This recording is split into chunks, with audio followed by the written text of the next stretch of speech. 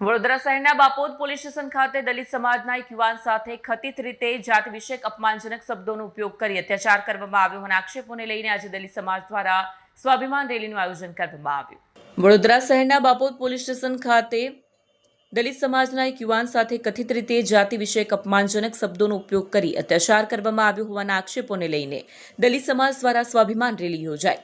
Rally દરમિયાન ફરિયાદ નોંધવામાં ન આવતા સમાજના આગેવાનો અને યુવાનોમાં ભારે રોષ ફેલાયો। વિરોધ પ્રદર્શન દરમિયાન પોલીસે કેટલીક મહિલાઓની અટકાયત કરતા પરિસ્થિતિ વધુ તંગ બની। આ દરમિયાન પોલીસ અને દલિત સમાજના યુવાનો વચ્ચે ઘર્ષણના દ્રશ્યો પણ સર્જાયા। કાયદો અને વ્યવસ્થાની સ્થિતિ જાળવવા માટે પોલીસનો મોટો કાફલો સ્થળ પર તૈનાત કરવામાં આવ્યો। બાદમાં પોલીસે કાર્યવાહી હાથ ધરી અનેક યુવકોની અટકાયત કરી। સમગ્ર ઘટનાને પગલે વિસ્તારમાં તંગદિલીનો માહોલ સર્જાયો। દલિત સમાજના આગેવાનોએ જવાબદાર પોલીસ કર્મચારી સામે કડક કાર્યવાહી કરવાની માંગ ઉઠાવી હતી। વિડીયો જર્નાલિસ્ટ મહેન્દ્ર સોલંકી સાથે આ ટોળા છે જે આખી રેલી સ્વરૂપે આવેલા હતા, એ લોકોને કોઈ પરમિશન મળેલી નહોતી। તદુપરાંત આ લોકો પોલીસ કમિશનર સાહેબને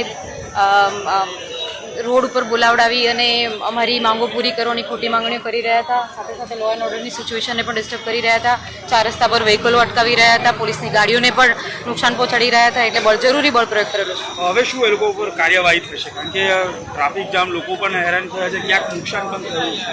હા, જે પણ જે જાહેર જનતાને નુકસાન પહોંચાડ્યું છે, ડેમેજ ટુ પ્રોપર્ટી એક્ટ પ્રમાણે પણ કાર્યવાહી થશે। અને સાથે સાથે અહીંયા ચાર રસ્તામાં બધાને લોકોને